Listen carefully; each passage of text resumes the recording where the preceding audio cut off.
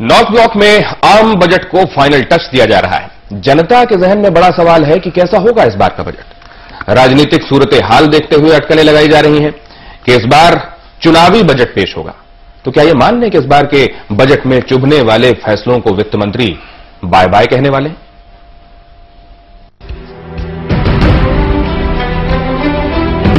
लंबे समय से आमदनी से ज्यादा खर्च के संकट से जूझ रही केंद्र सरकार के सामने इस बार का बजट पेश करना एक बड़ी चुनौती है। सरकार आमदनी बढ़ाने के साथ खर्च को काबू में रखना चाहती है, लेकिन आमदनी यानी करों के दायरे को बढ़ाने का मतलब एक तरह से किसी न किसी रूप में जनता पर बोझ डालना है, और खर्च पर काबू का मतलब पेट्रोल, डीजल, गैस, खाद, अनाज जैसे मदों में सब्सिडी कम करना। दोनों ही स्थिति में आम जनता को ही पिसना होगा। लेकिन सवाल है, जनता पर भार लादने वाला कोई फैसला होगा? नहीं।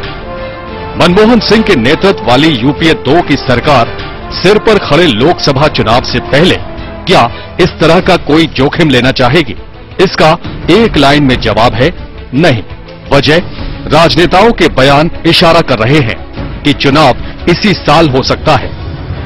मुलायम सिंह यादव ने पार्टी कार्यकर्ताओं से कहा है, लोकसभा चुनाव 2013 के सितंबर में होंगे और कार्यकर्ता इसके लिए तैयार रहें। दरअसल इस बार के बजट ने यूपीए 2 के लिए इधर कुआं उधर खाई वाली स्थिति पैदा कर दी है। भ्रष्टाचार, महंगाई, आर्थिक संकट जैसी चौतरफा समस्याओं से जूझ रही सरकार के लिए ये चिंता का विषय है कि वो सत्ता का हैट्रिक कैसे लगाए। मनरेगा के बाद डायरेक्ट कैश ट्रांसफर जैसी स्कीम से यूपीए 2 को अपनी नैया पार लगने की काफी उम्मीदें हैं।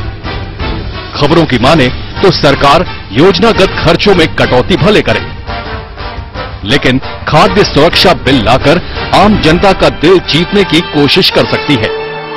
लेकिन विपक्ष साफ कह रहा है कि काठ की हांडी बार बार नहीं चलती। वो सिर्फ है न उस वोट बैंक को उसकी समस्या का समाधान नहीं करना चाहते, कुछ ऐसे टोटके करना चाहते हैं कि जिससे उसको लगे कि हमारे हक में काम हो रहा। तो ये लोक लुभावन बजट भी पहले कभी इसका असर होता था, अब इसका असर नहीं होगा। विपक्ष कुछ भी बोले, लेकिन चुनाव को देखते हुए यूपीए 2 की सरकार को इस बार लोक लुभावन बजट से किनारा करना मुश्किल ही होगा। दिल्ली से नीरज कुमार के साथ सहारा न्यूज ब्यूरो।